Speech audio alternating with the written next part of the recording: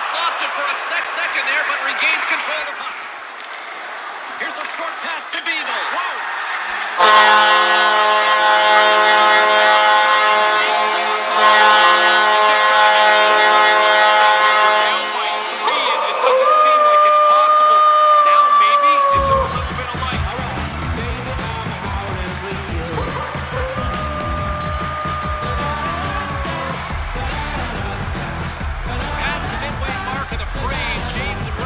You tonight. The Coyotes are still trailing by 2. Seattle's won the draw in the neutral zone.